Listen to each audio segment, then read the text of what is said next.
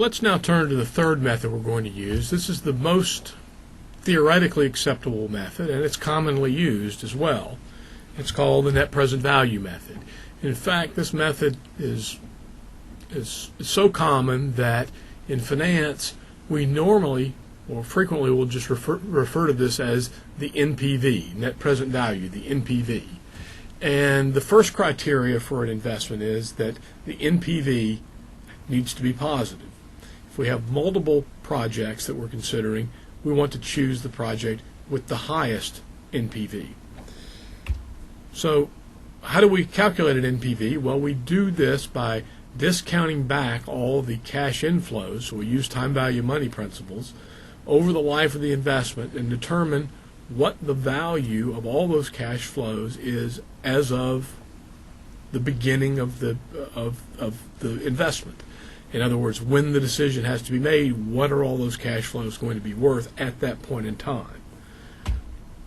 The discount rate that we use frequently, typically, at least as a starting point, will be the cost of capital of the firm, the weighted average cost of capital.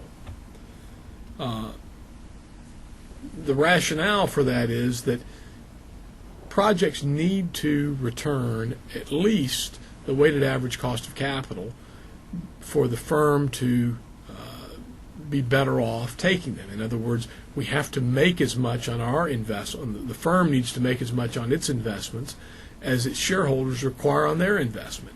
If we're earning less than we're paying out in terms of the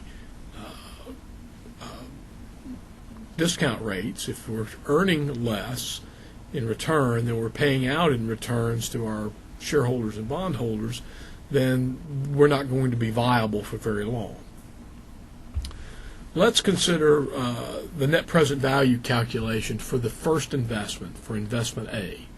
And we've seen the cash flows already for investment A.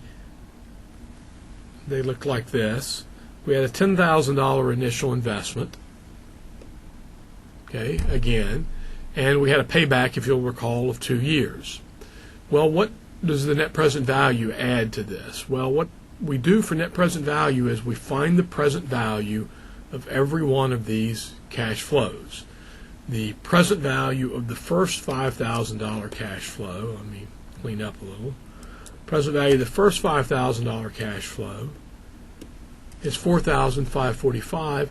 We found that by using the present value interest factor that we could find in Appendix B.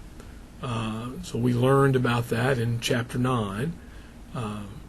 And so we have found the present value of $5,000 received 1 year from now is $4,545.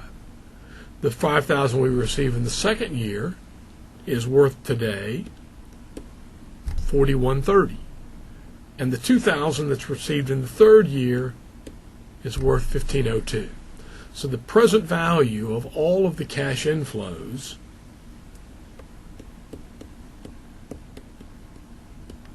is $10,177. We're dropping that down here. The present value of the outflows is what you paid on the front end. Since we're paying all of those at time zero, the present value is equal to the same amount as the outflow, which is $10,000.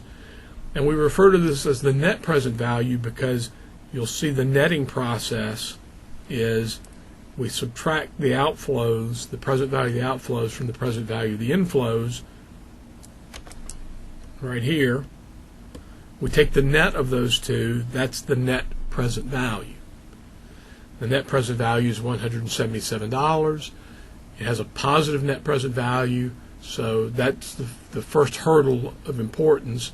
We wouldn't want to ever take a project that had a negative net present value because that's destroying the value of the firm. It has a positive net present value, it's increasing the value of the firm. Now, it's possible that we have two different projects and we want to choose the best project. Both of them would add value, but one would add more value than the other. In that case, we're going to want to choose the project with the higher net present value. So let's drop in investment B here. Investment B Again, we've seen these cash flows earlier.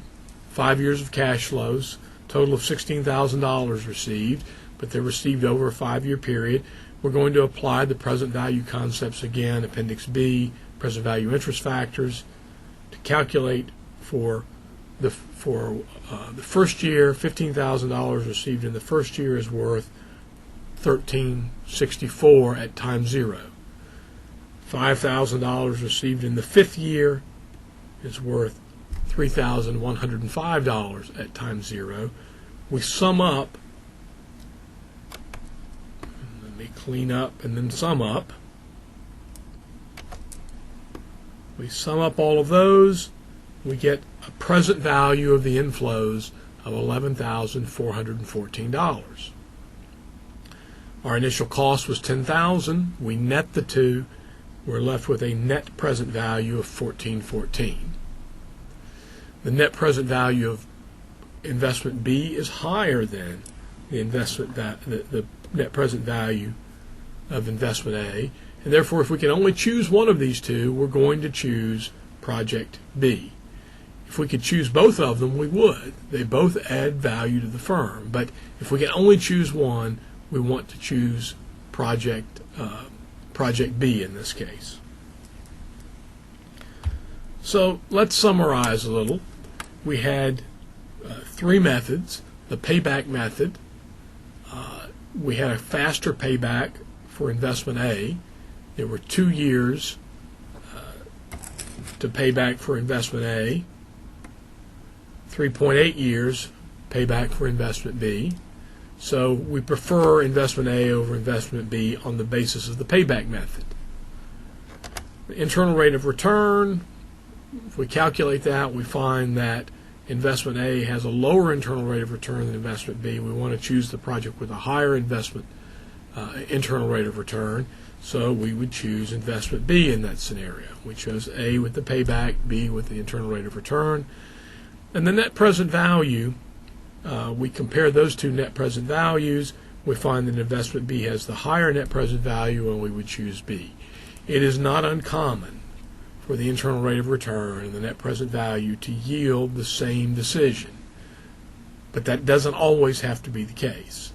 But it isn't uncommon for that to happen, as it has here. The more theoretically correct methods are the internal rate of return and the net present value. On that basis, we would want to choose investment B.